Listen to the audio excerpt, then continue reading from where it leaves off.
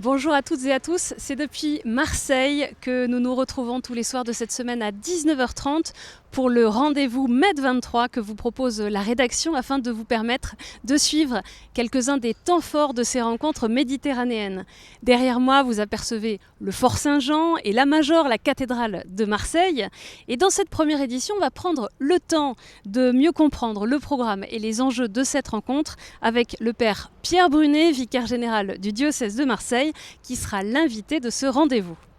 Une des nouveautés de ces rencontres méditerranéennes à Marseille, c'est la session des jeunes. Ils sont en effet près de 80 représentants de la Méditerranée dans toute sa diversité culturelle, religieuse ou géographique à participer à cette rencontre pendant toute la semaine en étant accueillis par les Marseillais. Hier soir, le cardinal Jean-Marc Aveline a présidé la messe d'ouverture de la session des jeunes. C'est à cette occasion que notre reporter Ophélie Marien a rencontré certains des participants. Bonjour. Bienvenue à Marseille. Oui, Ça fait plaisir de vous voir. Ouais. Tu viens d'arriver? Ouais. Ok, bienvenue. Moi je fais partie des 10 Marseillais qui accueillent du coup des jeunes qui viennent de partout autour de la Méditerranée. J'ai accueilli là 4 jeunes, donc il y a un Tunisien, une Algérienne, un Marocain. Voilà, ça va être des temps de partage, rencontrer, aller vers l'autre et puis parler ensemble et évoquer les enjeux de la Méditerranée de demain.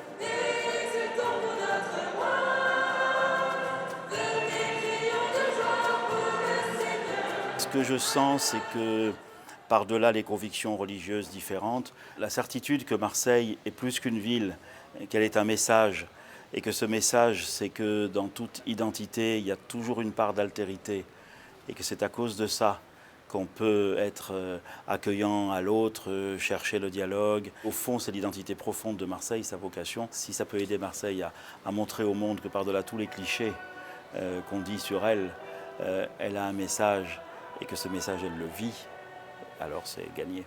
Nous accueillons donc Pavlé qui vient de Géorgie et Amina. Donc Pavlé qui est chrétien géorgien et Amina qui est musulmane bosniaque, qui sont arrivés hier pour les semaines des rencontres. Et Benoît, notre fils qui est là, qui nous aide à la traduction. My name is Amina. I am from Bosnia and Herzegovina, from Sarajevo. I'm here on behalf of interreligious project Let's Step Forward Together.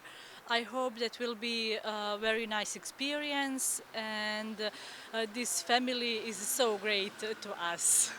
It's amazing challenge for us to join this meeting and listen how the problems are here.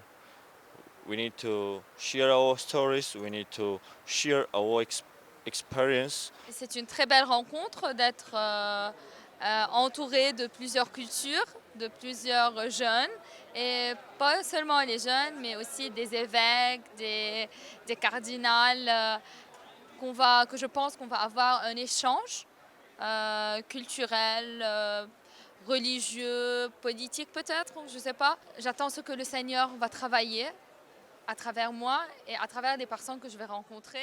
Et pendant cette première journée, les jeunes des 25 pays différents, entre 25 et 32-33 ans, ont bien sûr fait connaissance et réfléchi autour du sens de l'histoire, de leur histoire personnelle, de l'histoire de Marseille et l'histoire de la Méditerranée.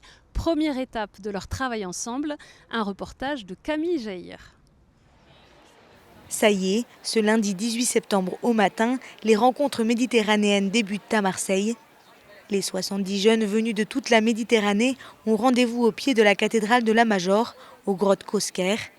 Petit déjeuner convivial pour commencer, l'occasion d'échanger et de faire connaissance. Le programme de cette première journée s'annonce intense. Visite de la ville de Marseille sur le thème mémoire et récit. L'enjeu de cette première journée, c'est d'entrer dans le récit partagé. Nous avons chacun des récits personnels. L'enjeu de découvrir le récit de l'autre, de savoir l'écouter, de savoir d'où il vient, comment il perçoit les choses, comment il voit la Méditerranée, est important pour comprendre son propre récit. Et c'est une des grandes convictions de ces rencontres méditerranéennes, c'est que l'altérité ne vient pas altérer l'identité, mais que c'est au contraire dans cette rencontre avec les autres que l'identité de chacun se fortifie. Ce que j'attends de cette première journée des rencontres, c'est surtout justement parce qu'on parle de Méditerranée, berceau des civilisations, des peuples, des cultures. Donc j'attends de découvrir justement ces richesses culturelles, des civilisations, la richesse de la mémoire de la Méditerranée. Parce que je pense que ça va nous aider à mieux nous plonger dans les échanges après. Le petit déjeuner terminé, les jeunes sont aussitôt plongés à 12 mètres en dessous du sol aux prémices de l'histoire de la Méditerranée avec la reconstitution des grottes Cosquer, grottes préhistoriques découvertes en 1985 au large de Marseille. L'occasion pour Bochra, venu d'Algérie, de se rendre compte que la Méditerranée n'est pas si différente d'une rive à l'autre. On a une grotte qui se ressemble à cette grotte-là, qui existe à Tlemcen. Et en fait, ce que j'ai aimé, c'est qu'ici, il y a l'histoire qui se raconte. Par contre, quand j'étais à la grotte à Tlemcen, il n'y avait pas vraiment quelqu'un qui nous guide. Cette grande rue, la plus connue, la Canebière. L'après-midi, les jeunes continuent à remonter le temps avec une visite de la cité phocéenne. C'est le moment pour chacun d'eux de se pencher aussi sur son histoire personnelle et de la partager au gré des déambulations. S'interroger et échanger, c'est bien l'objectif de cette première journée. Et maintenant, on retrouve notre invité. Bonjour Père Pierre Brunet. Bonjour. Alors vous êtes vicaire général du diocèse de Marseille, un des témoins privilégiés de ces rencontres méditerranéennes. Merci d'être venu sur le plateau de KTO pour ce premier rendez-vous Med 23. Eh bien, je suis heureux d'être avec vous pour témoigner de ce qu'il se vit aujourd'hui à Marseille. Alors une première question très simple pour nos téléspectateurs. À quoi servent au fond ces rencontres méditerranéennes? Elles sont là pour répondre à quelles questions? En fait, il y a des grands enjeux pour la Méditerranée qui sont au nombre de 4. L'environnement, voilà, des questions environnementales qui sont de plus en plus perceptibles et visibles par nos contemporains. Les questions migratoires, évidemment, parce que c'est le lieu où transitent des populations, c'est peut-être le lieu où il y a le plus de migration sur la planète. Voilà. Il y a des questions aussi politiques et de paix, de relations entre pays. Voilà, il y a des pays qui sont en guerre, il y a des populations qui ne se parlent pas. Voilà. Et puis il y a un défi multiculturel et multireligieux, parce qu'ici aussi dans cet espace se rencontrent notamment les 3 grandes religions monothéistes. Et voilà, il y a toute cette histoire qui est là et tous ces enjeux d'aujourd'hui. Alors pour nous permettre d'y voir plus clair, est-ce que vous pourriez nous présenter les grandes étapes de cette semaine, les principaux rendez-vous? On l'a vu pendant ce rendez-vous Med 23, il y a des jeunes, mais il y a aussi d'autres rendez-vous qui sont prévus. Tout à fait. Alors hier en fait a commencé, c'est même avant-hier, par un pèlerinage à Notre-Dame de la Garde, où le cardinal a invité tous les Marseillais pour préparer nos cœurs à ces rencontres, à cette visite, au service que le diocèse va rendre.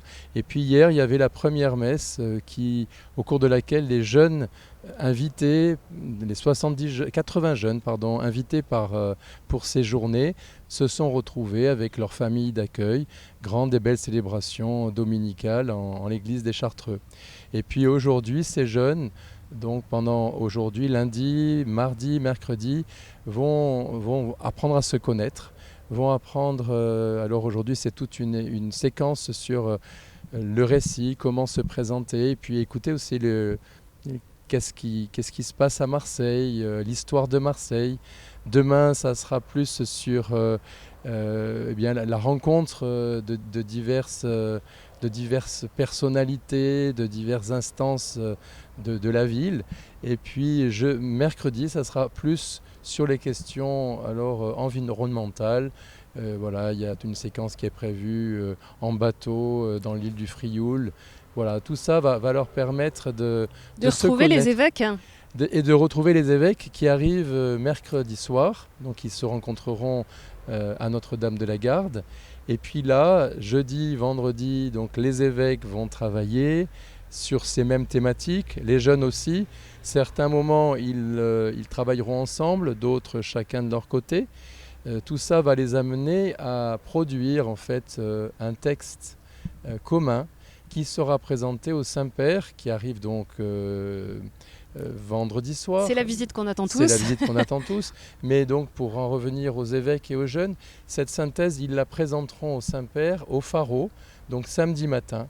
Et le pape répondra par un discours dont nous attendons beaucoup. En fait, le pape vient à Marseille pour nous aider à nous tourner ensemble vers la Méditerranée. Alors on peut rappeler que les rencontres méditerranéennes ont commencé en 2020 à Bari, qu'il y a eu ensuite la rencontre de Florence en 2022. La Méditerranée concentre les 3 grandes religions monothéistes, 3 continents qui se rejoignent, 5 rives. En quoi est-ce que la cité phocéenne, Marseille, concentre elle aussi tous les grands défis de ce pourtour méditerranéen ? Alors ça, c'est dû à notre histoire, parce que la ville de Marseille se pense, se comprend comme une succession finalement de migrations. Il y a toujours eu à Marseille, au cours des siècles, des populations nouvelles qui sont arrivées. Et ici, on essaye de vivre ensemble. On essaye de se connaître, de se comprendre.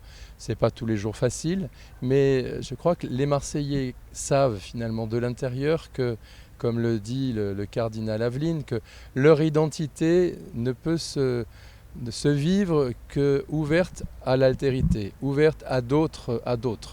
Et quand on regarde l'histoire des familles de Marseille, à un moment, et c'est souvent très vite, il y a des personnes qui arrivent d'ailleurs. Alors une dernière question, le pape François a parlé hier à l'Angélus de Marseille comme d'un port d'espérance. Qu'est-ce que vous attendez de la visite du Saint-Père ? Alors pour Marseille, nous en attendons déjà de vivre cette expérience de rencontre.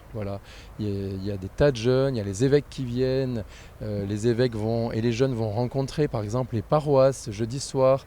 On en attend un dialogue, on en entend des rencontres, des expériences partagées.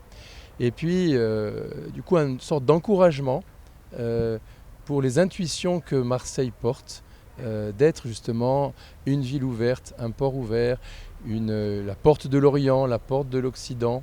Un lieu aussi où se vivent, où se rencontrent des personnes croyant de différentes religions et qui sont ensemble, qui travaillent ensemble à construire la paix. Merci beaucoup, Père Pierre Brunet, d'être venu sur le plateau de KTO pour ce premier rendez-vous Med 23. Merci. Merci beaucoup à vous. Alors, quant à moi, je vous donne rendez-vous sur KTO demain à 19h30 pour un nouveau rendez-vous Med 23. Toute la programmation spéciale des rencontres méditerranéennes est à retrouver sur ktotv.com et sur notre appli. À demain. Merci à tous.